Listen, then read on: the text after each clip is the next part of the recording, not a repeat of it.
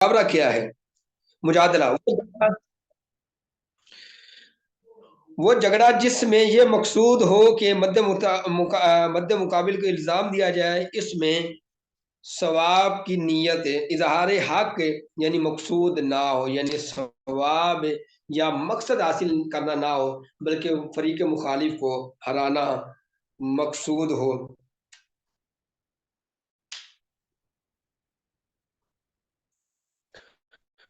आगे क्या है? इससे मुराद है वो झगड़ा जो ना इजहार हक के लिए होता है और ना इल्जाम देने के लिए होता है। अपनी वाह वाह यानी अपने आप को बढ़ाने के लिए, अपने आप को ऊंचा दिखाने के लिए बासो बासा करना, ये गोया के मुकाबरा कहलाता है। अब मैं फिर रिवाइज कर देता हूँ, एक दफा फिर पढ़ देता हूँ ताकि आपको ज़हन नशीन हो जाए। मुजादला वो झगड़ा जिसमें नीयत ये होती है कि मुखालिफ को हराया जाए, ठीक है, ये मकसद होता है। जबकि मुकाबरा में ये होता है कि ना तो मकसूद होता है अगले को मतलब शिकस्त देना, और ना मकसद होता है सामने दूसरे के लिए सॉरी सवाब की नियत होती है,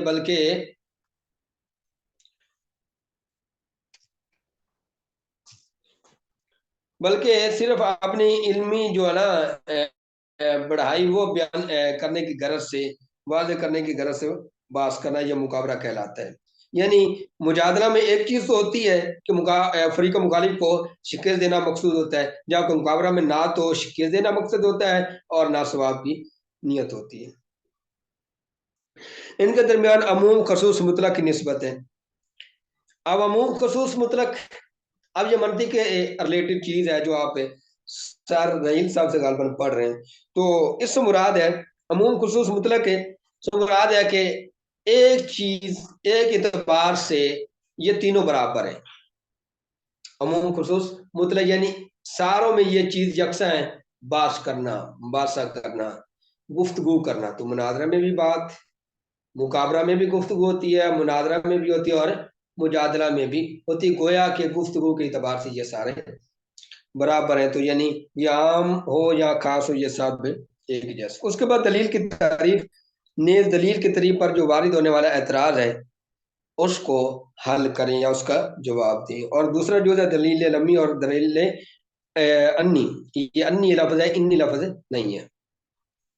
और साथ उनकी मिसालें भी देनी है। और नीचे 5 इस्लाहात है, तालील है, तकरीब है, सनद है, साइल और सनद मुसावी और औसात और मुकाते। तो पहला जुज है जो अलिफ, उसकी तारीफ दलील की कि जो दो जो कजियों से मुरक्कब होता है, अखज होता है, कि मजहूल नजरी तक पहुंचा दे, जो कजियों से निकाले, ठीक है, और मजहूले नजरी तक पहुंचा दे। यानी यूं समझे नामालूम चीज से जो नामालूम चीज से मजहूल चीज तक पहुंचा दे। मतलब ऐसी चीज है जो मफरूजा थी, जो कजिया था, उससे आगे मकसद तक पहुंचा दे, उसको बोलते हैं दलील। तो साधारण जब दलील आ जाती है तो जो चीज बंदे को परेशान कर रही होती है, वो बंदे की परेशानी दूर हो जाती है। तो अगर ये अल्फाज याद हो जाएं कि जो कजियों से मुरक्कब होता हो ताकि मजहूल नजरी तक पहुंचा दे, ये याद हो जाए अल्फाज तब भी ठीक है। अगर लेक्चर वाले वहां पर जो तारीफ लिखी गई है अगर वो याद हो जाए वो कर लें, या खुलासा मुनाजरा पे तारीफ लिखी हो वहां से मकसद है जवाब देना। उसके बाद दलील के ऊपर एक एतराज हुआ कि मुसन्निफ ने असलाफ,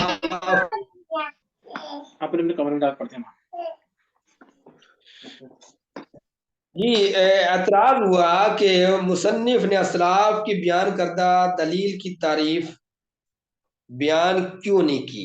उससे एराज यानी नफरत, वैसे लफ्ज एराज तो होता है नफरत के लिए इस्तेमाल होता है, लेकिन यहाँ से मुराद है कि वो तारीफ क्यों नहीं लिखी, क्योंकि साथ उन्होंने ली, और ये हमने नोट्स के अंदर लिखा भी है, जो हमारे लेक्चर होते हैं उसके अंदर ये पहली तारीफ भी मुसन्निफ की भी और जमहूर की ये भी। असलाफ बोलते हैं बड़े लोग, और सल्फ जो हमारे पहले लोग गुजर गए या बाकी जो लोग जिनका ताल्लुक किसी शोबे से है उन्होंने तारीफ और की है, जबकि इन्होंने इख्तलाफ किया है, तो उसकी वजह क्या है। उसका जवाब यह कि असलाफ की जो बयान कर रहा तारीफ थी उसमें ये था कि लफ्ज शय का जिक्र था। लफ्ज शय का मा यल्ज़िमु मिनल इल्मि बिही बिशैइन, ज्ञान पर जो लफ्ज शय आ रहा है ये शय का जिक्र है, और शय कहते हैं मौजूद चीज को, यानी ऐसी चीज शय चीज मतलब शय को चीज भी बोलते हैं। ये बासूरत होती है, ये नजर आने वाली चीज होती है, जबकि दलील कभी ऐसी चीज की भी दी जाती है कि जो मालूम है नहीं होती। इसलिए मुसन्निफ ने वो तारीफ की कि जो आदमी भी हो तो तब भी काबिल कबूल हो। अदम कहते हैं जिसका वजूद ना हो, ठीक है। तो इसलिए आप सिंपल जवाब सुन लें कि असलाफ की तारीफ में लफ्ज शय का जिक्र था, और शय कहते हैं जो जिस चीज का वजूद होता है। आप जबकि जो दलील होती है वो कभी ऐसी चीज के लिए भी होती है जिसका वजूद नहीं होता, तो इसलिए मुसन्निफ ने उस तरह एतराज किया, यानी तारीफ बयान नहीं की। उसके बाद आगे इस्तिलाहात की तारीफ आते हैं कि तालील किसको बोलते हैं, किसी शय की इल्लत को बयान करना। आगे साइल किसको बोलते हैं, ये साइल और मुद्दई ये तो हमारा तकरीबन हर लेक्चर के अंदर है तकिया कलाम रहा, या हमारा मतलब क्योंकि ये मुनाजरा जो है ये दो अशखास पर मुश्तमिल है। एक मुद्दई बात करने होता है और दूसरा उसकी जवाब, उस बात का जवाब देने वाला होता है। उसको में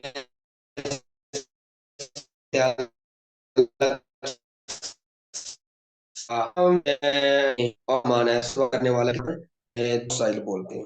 सो साइल कहते हैं मुद्दई के कलाम पर एतराज करने वाला, मुद्दई के सवाल पर एतराज करने वाला, कलाम पर, खा वो काम का मना से करे या नक से करे या मुआरे।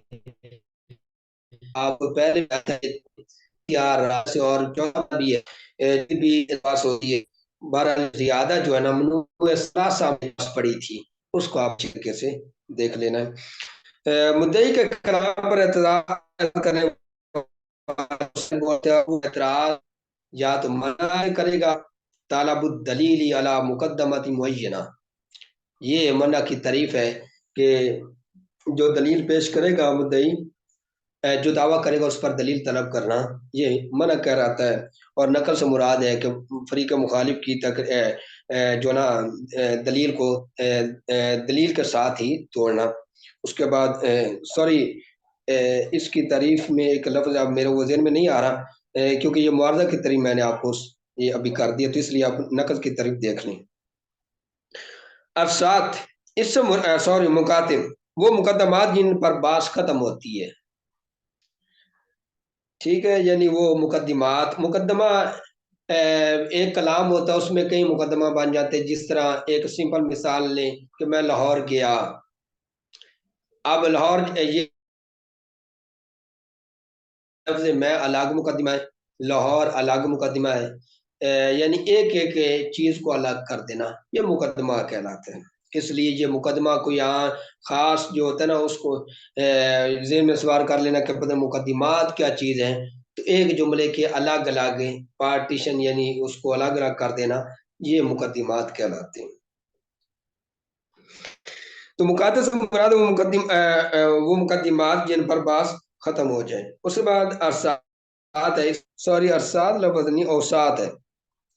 इससे मुराद वो दलाइल है कि चूंकि ये दलाइल मुबादी और मुकाते के दरमियान होते हैं, इसलिए उनको औसात वस्त लफ्ज एक बोला जाता ना, बटवीन यानी दरमियान, ठीक है। तो औसात मुतवस्सता से है, दरमियाने से है। मुतवस्सिता तबका एक लफ्ज बोला जाता है। आम आप सुनते भी हैं कि फलां बंदा कामयाब हुआ, फलां ने पोजीशन हासिल किया और उसका ताल्लुक एक मुतवस्सिता घराने से है। या कोई खिलाड़ी अगर मशहूर हो जाए, जिस तरह आजकल वो क्रिकेटर मशहूर हुआ अमर जमाल है, इसका ताल्लुक एक मुतवस्सिता घराने से, या फलां, मतलब है कि ये औसात मुतवस्सिता से निकला है, दरमियाना इसको बोलते हैं। तो क्योंकि ये मुबादी और मुकाते के दरमियान होता है, आप जानते हैं कि जो बास उसके जो ज़राए या उसके अक़साम वो मुबादी, मुकाते और औसात है, ये हमने पढ़े थे। तो उनके दरमियान जो होता है, यानी मुकाते और मुबादी के दरमियान जो दर्जा है, उसको बोलते हैं औसात। उसके बाद सनद वो चीज़ है जिससे मना को तकवीयत मिले। मना को, अब मना की तारीफ आपके ज़हन में होगी तो आपको ये फौरन याद हो जाएगा कि सनद की तारीफ, आपको पता भी सनद का मतलब सपोर्ट देना। उसके बाद तकरीब, किसी दलील को इस तरह चलाना कि वो मकसूद को मुस्तलजम। अब इससे मुराद क्या है? इससे मुराद है लाजिम हो, यानी जो दलील ऐसी हो कि जो जो मकसूद को जचे भी, उस पर फिट भी आए। ऐसा ना हो कि सवाल गंदम और जवाब चना, दावा कुछ और दलील कुछ और, ऐसा नहीं होना चाहिए। बल्कि मुस्तलजम से मुराद है कि ऐसी दलील होनी, तकरीब ऐसी दलील जो दावे या मकसूद पर फिट आए, उसको तकरीब बोलते हैं। इसके साथ ही हमारा एक पेपर हल हुआ और साथ ही हमारा आधा घंटे, इसका मतलब हमने आधा घंटा में ये एक पेपर हल किया। इसके साथ ही दूसरा पेपर करते हैं। वैसे थक तो नहीं गए? कोई परेशानी तो नहीं हुई? जी सर, थक गए हैं। थक गए हो नहीं? काफी 1.5 घंटा हो गया। सर आपने और पेपर वैसे भी आप बिस्तर के अंदर बैठ कर क्लास ले रहे हैं, इसके अंदर कोई थकने वाली तो बात नहीं है। बाकी आप मोबाइल दूर रख दें और एंजॉय करें और क्लास, मतलब मैं तो आपकी आसानी के लिए ये क्लास ले रहा हूँ ताकि आपको पेपर के अंदर परेशानी ना हो। यकदम इतनी चीजें जो है हजम करना फिर मुश्किल हो जाती है। पेपर के वैसे अंदर तो कभी परेशानी हजम करना होनी है पड़ती हमें है सर जी। जी। पेपर के अंदर तो हमें परेशानी होनी है। पेपर हमारे सर पे, हमारा सिलेबस नहीं कंप्लीट हुआ, परेशानी तो है पेपरों में। हाँ, तो इसलिए वैसे भी है कि किसी का मकूला है कि बस मतलब दिन की रोशनी में अगर बातें करना चाहते हो तो रात के जगराते बर्दाश्त करो। तो जगराता अगर पॉजिटिव हो तो फिर बंदा दिन की रोशनी में आंखें खोल कर गुफ्तगू कर सकता है। तो इसलिए इन्ना माल उसरी युसरा, कि हर तंगी के बाद आसानी आती है। तो नींद कुर्बान करेंगे तो फिर ही पेपर हल हो सकेगा। ऐसा तो नहीं है कि सर आपने पेपर आसानी के साथ हो जाए। सर पेपर आपने चेक करने हैं? जी पेपर आपने चेक करने हैं? नहीं जी, मैंने नहीं पेपर ना चेक करने हैं ना बनाने हैं। मेरा कोई इस चीज के साथ ताल्लुक नहीं, सिर्फ मैं पढ़ाने के लिए हूँ और मेरा इनके साथ कोई मतलब लिंक नहीं है। बाकी आप परेशान हो, इंशाल्लाह आपका पेपर भी अच्छे होंगे, मार्क्स भी अच्छे आएंगे।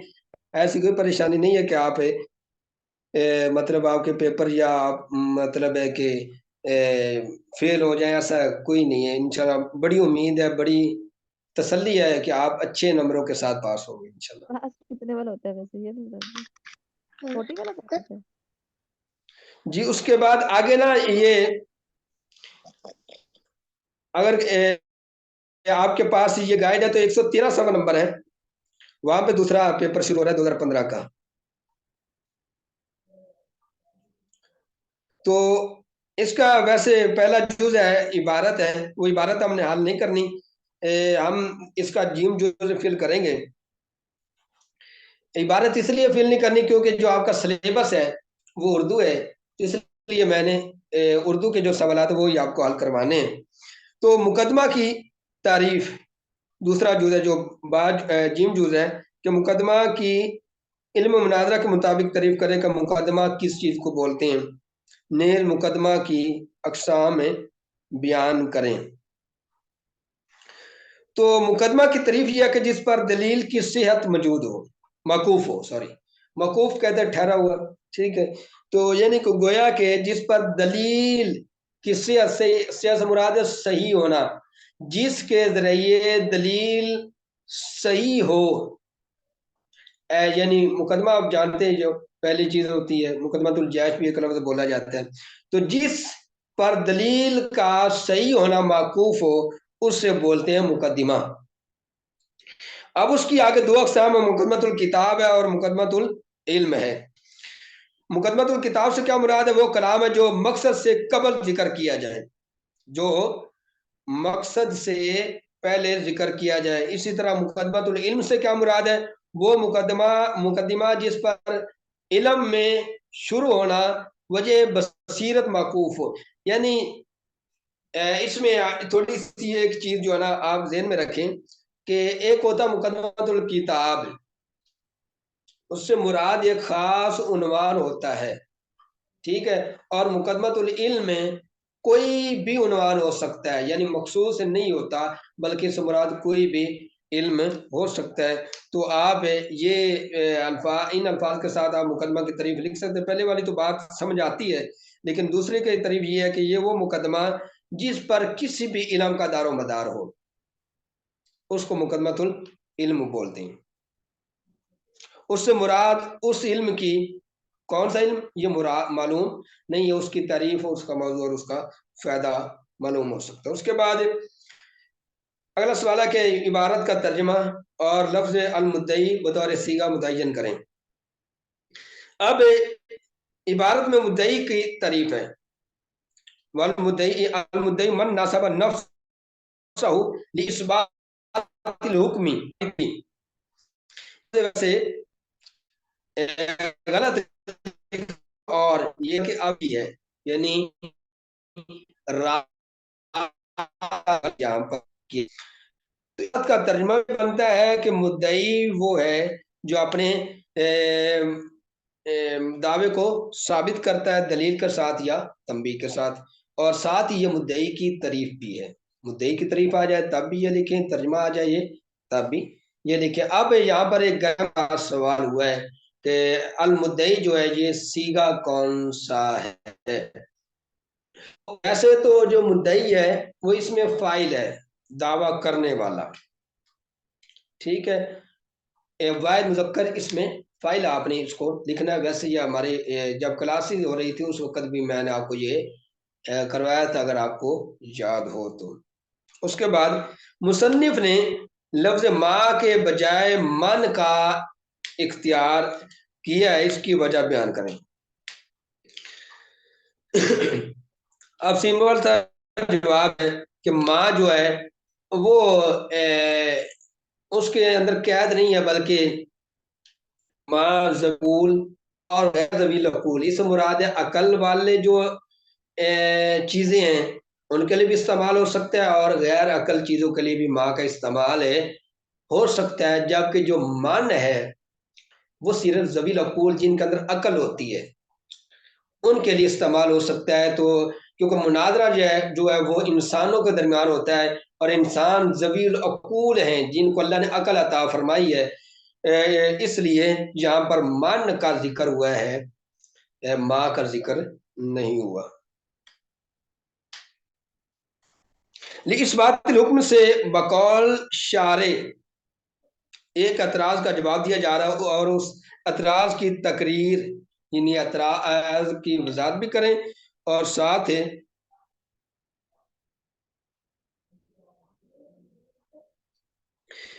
उसका जवाब भी दें।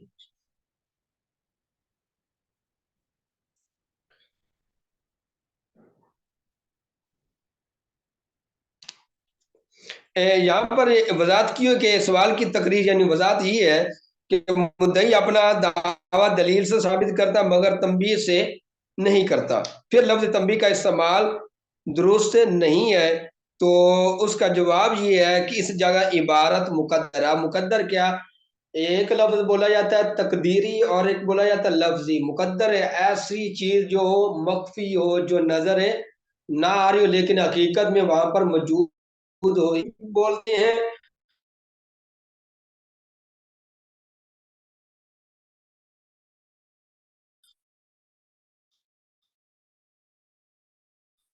और भी दलील और दलीली आगे लिखा पर फिर लिखा को पुख्ता करना, हुक्म की पुख्तगी जिस तरह दलील होती है इस तरह तंबीह से भी होती है। यानी लफ्ज तंबीह का इस्तेमाल दुरुस्त है, यानी कभी जो होता है करना होता है। और आपको मैंने ये भी बताया था कि दलील का इस्तेमाल कब होता है और कब तंबीह का है। ऐसी चीज जिसका ताल्लुक देखने के साथ हो उसके लिए तंबीह का होना जरूरी है, और ऐसी चीज जिसका देखने के साथ ताल्लुक ना हो, या जिस तरह आप दावा, यानी ऐसा दावा जिसका ताल्लुक गुजरे जमाना के साथ है, अब उसके लिए दलील दी जाएगी। और ऐसी चीज जिसका ताल्लुक मौजूदा जमाना के साथ, उसके लिए तंबीह। और हाँ, तंबीह भी तब जब चीज का देखना मकसूद है कि फलां बंदा फलां जगह पे खड़ा था, आप उसके लिए देखना मकसूद है अगर मुमकिन हो। तो उसके बाद कयूद के फवायद, कयूद यानी कुछ कयूद लग जाते हैं भाई, ये अल्फाज जो इस्तेमाल किए हैं कि भी दलील दलील का और लफ्ज तंबीह की कैद क्यों लगाई है। तो उन्होंने कहा कि मुसन्निफ ने दावा की दो किस्में बयान की हैं, दो इशारा किए, और वही जो मैंने पहली चीज बयान की है कि कभी दावा दलील के साथ ही दावा तंबीह के साथ साबित करना होता है। उसके बाद छठा सवाल है मना, नकज और वारदा की तारीफ। ये आपने पहले की हुई है, इसलिए इसको दोबारा करने की जरूरत नहीं है। इसके साथ ही हमारे दो पेपर हल हो गए। तो हमने ये दूसरा पेपर 15 मिनट में आया हल किया है। तो कोशिश यही है, मकसद सिर्फ मेरा यही कि आपकी जो परेशानी वो दूर हो, और मकसद नहीं है। साफ रहे कि आप पढ़ते हैं तो हम पढ़ाते हैं, और बाकी हमारे जो है हमारा जो बोर्ड है तंजीम का, उसके भी पेपर 27 जनवरी को है। तो हमारे पेपर बच्चों के भी हो रहे हैं टेस्ट वगैरह या बाकी मसरूफियात है। तो मकसद ये है कि आपको परेशानी ना हो, क्योंकि आपका जो है ना ये शोबा महसूस नहीं है, साथ आप दूसरे शोबे से ताल्लुक रखते हैं, तो इसलिए आपकी परेशानी को सॉल्व करना, उसका हल करना मुमकिन हद तक कोशिश करते हैं। बाकी फैसला या अल्लाह के हाथ में, या अल्लाह नहीं करना है कि अल्लाह मतलब कि उसका अजर अल्लाह ने देना है। बंदा तो इंसान से करता है, और सोमवार का भी है मन जद्दा वजदा, जो कोशिश करता है वही कामयाब होता है। तो बताने की कोशिश हम करते हैं और याद करने की कोशिश आप करते हैं। तो इंशाल्लाह बड़ी उम्मीद है, बल्कि यकीन है कि अच्छे नंबरों के साथ आप पास होंगे। तो पेपरों को ज़हन पे सवार ना करें, बल्कि इनका हल सोचें। इसलिए आप जितने भी सवाल करेंगे इंशाल्लाह मुमकिन हद तक आपको जवाब दिए जाएंगे। आपको किसी भी तरह का कोई इशू हो इस मुतलिका, या कोई भी मतलब परेशानी हो, तो आप ग्रुप के अंदर राब्ता कर सकते हैं। जवाब आपको ज़रूर मिलेगा, तखीर या तकदीम हो सकती है। तो इसलिए आज के हवाले से या किसी भी मतलब क्लास के हवाले से आपको कोई परेशानी हो तो वो सवाल कर सकते हैं आप।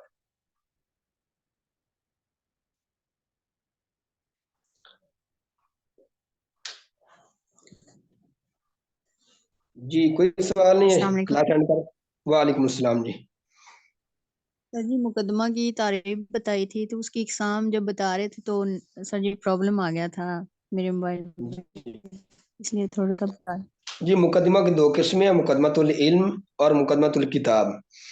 मुकदमतुल किताब है जिसमें एक चीज मखसूस होती है, उसको मुकदमतुल किताब बोलती हैं। और ऐसा मुकदमा जिसमें कोई इल्म मखसूस ना हो, यानी मुतलक इल्म की बात की जाए, तो उसको मुकदमतुल इल्म बोलते हैं।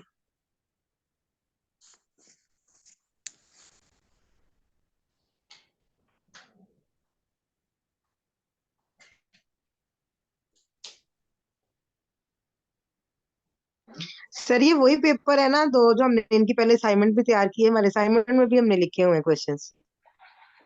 जी जी, इसलिए आपको दोबारा करवाएं ताकि आपकी तैयारी अच्छी तरह से हो जाए, और कोई मतलब किसी ने नहीं भी हल की है तो उसको उसका भी फायदा हो जाए। बाकी हमने 2023 तक हल करने हैं, इंशाल्लाह कोशिश यही है कि आज तो चलो पहली दफ़ा करवाएं तो इसलिए ज़्यादा वक्त लग गया, तो इसलिए क्योंकि आगे जो जितने भी पेपर आएंगे अक्सर तकरार होगा, यानी बार बार सवालात आएंगे, तो हम वो सवाल करेंगे जो एक दफ़ा मतलब पहली दफ़ा आए होंगे, बाकियों को हम छोड़ते जाएंगे। तो इस तरह हम इंशाल्लाह 2023 तक के यानी 9 सालों का हम इंशाल्लाह पेपर कर लेंगे, और ये मुश्किल नहीं है। आप थोड़ी सी हिम्मत बांधे तो इंशाल्लाह आपकी तैयारी मुकम्मल तौर पर हो जाएगी।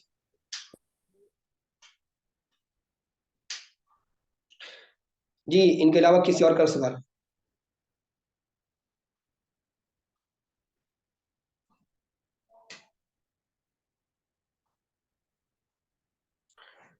ठीक है जी, एंड करते हैं क्लास का।